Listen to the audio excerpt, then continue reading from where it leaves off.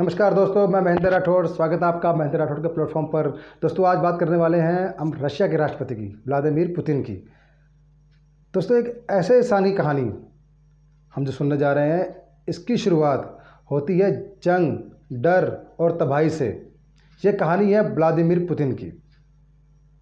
जब world war second चल रहा था, उस समय रूस, तब सोवियत संघ हुआ करता था, उसकी हालत बहुत ज़्यादा बुरी थी। उस टाइम काफ़ी बुरी हालत में गुजर रहा था। हर तरफ बमबारी, भूख, डर और मौत का साया था। पुतिन के पिता व्लादिमीर स्पिरिडोनोविच पुतिन उस समय सेना में थे। उन्होंने जर्मन सेना के खिलाफ लड़ाई लड़ी। कई बार वो मौत के बहुत करीब पहुंच गए थे। एक बार तो वो इतने बुरी तरह घायल हो गए कि उन्हें महीनों तक अस्पताल में रहना पड़ा। उनकी माँ मारिया इवानोवना पुतिन उस समय गांव और शहर के बीच बेहद मुश्किल हालात में ज़िंदगी जी रही थी। खाने को कुछ नहीं था, ठंड इतनी कि लोग जमे जा रहे थे, बहुत ज़्यादा ठंड थी उनको वहाँ की टेम्परेचर की। सबसे दर्दनाक बात थी कि पुतिन के भाई, जो बड़े भाई थे, उसकी मौत भी जंग और भूत के दौरान उस टाइम पर हो गई थी। सोचिए, एक ऐसा परिवार जंग की तबाही को आसानी से, मतलब अपनी आंखों, जंग की तबाही को अपनी आंखों से देखा हो जिसने।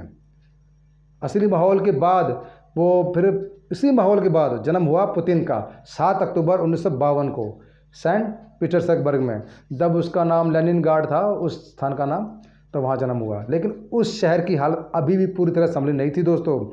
जहाँ वो बड़े हुए, वहाँ छोटी छोटी तंग गलियाँ, टूटी फूटी इमारतें, गरीबी और संघर्ष भरा माहौल था। बचपन से ही पुतिन ने मुश्किलों को देखा, इसलिए वो कमज़ोर नहीं बल्कि अंदर से और मजबूत बनते चले गए। उन्होंने जल्दी ही समझ आ गया था कि अगर ज़िंदगी में आगे बढ़ना है तो खुद को मजबूत बनाना पड़ेगा। उन्होंने जूडो और मार्शल आर्ट आसान सीखना शुरू कर दिया ताकि वो खुद को बचा सकें और आत्मविश्वास बढ़ा सकें। धीरे धीरे उनका इंटरेस्ट देश की सुरक्षा और खुफिया जो कामों में उनकी तरफ बढ़ता चला गया। और उन्होंने लेनिनग्राड स्टेट यूनिवर्सिटी से लॉ की पढ़ाई की। फिर उसके बाद उन्होंने फिर जुड़ गए वो अपने केजीबी से। और केजीबी में काम करना आसान नहीं होता है, क्योंकि वहाँ पर ना सिर्फ जो ताकत ही नहीं बल्कि दिमाग का, धैर्य का और चुप रहकर काम करने की जो कला होती है ना, वो चाहिए होती है उस केजीबी में काम करने की। पुतिन ने एक सीक्रेट एजेंट के रूप में काम किया था वहाँ पर। जर्मनी में पोस्टिंग रही, जहां उन्होंने कोल्ड वार के दौरान कई अहम जिम्मेदारियां निभाई उन्होंने उस टाइम। लेकिन 1991 में जब सोवियत संघ यूनियन के टुकड़े हो गए तो केजीबी भी उस टाइम ख़त्म हो गया। यह उनके लिए बहुत बड़ा झटका था। अब उनके सामने सवाल था कि आगे क्या करें। अब वो रूस वापस आए और धीरे धीरे राजनीति में उन्होंने कदम रखा। शुरुआत छोटे पदों से हुई, लेकिन उनकी जो ईमानदारी है, अनुशासन और काम करने के तरीके से उन्हें थोड़ा सा अलग पहचान मिली। फिर 1999 में एक बड़ा मौका आया जब रूस के जो राष्ट्रपति थे बोरिस येल्ट्सिन ने इस्तीफ़ा दे दिया और पुतिन को कार्यवाहक राष्ट्रपति बना दिया उस टाइम। बस यहीं से उनकी ज़िंदगी ने करवट ली थी। 2000 में चुनाव हुए और पुतिन रूस के राष्ट्रपति बन गए। उनके नेतृत्व में रशिया ने खुद को फिर से मजबूत बनाना शुरू किया। इकोनॉमी थोड़ी सुधरी, सेना मजबूत हुई, देश की पकड़ दुनिया में बढ़ने लगी। उन्होंने काफ़ी कुछ देखा और काफ़ी एक्सपीरियंस शेयर किया। पुतिन अपने सख्त फैसलों के लिए जाने जाते हैं। वे मानते हैं कि देश को मजबूत बनाना है तो फैसले भी मजबूत लेने पड़ेंगे। लेकिन दोस्तों, उनकी कहानी सिर्फ तारीफ़ों की नहीं हुई है, उन पर कई आरोप भी लगाए गए हैं।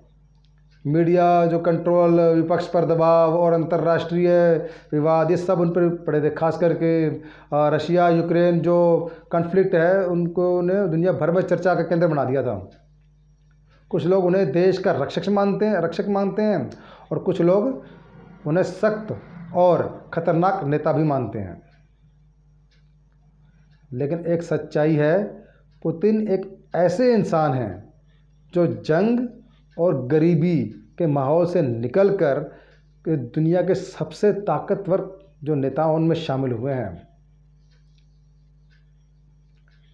दोस्तों उनकी कहानी हमें ये सिखाती है, मुश्किल हालात इंसान को तोड़ते नहीं हैं बल्कि बनाते हैं। अनुशासन और धैर्य सबसे बड़ी ताकत है और सही समय पर लिया गया फैसला पूरी ज़िंदगी बदल सकता है।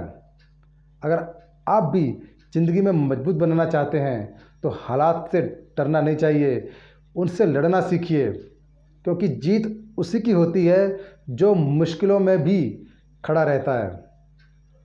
तो दोस्तों एक कहानी आपको कैसी लगी, लाइक कीजिएगा, सब्सक्राइब कीजिएगा, कमेंट में ज़रूर बताइएगा और ऐसी कहानी सुनने के लिए सब्सक्राइब जरूर करें।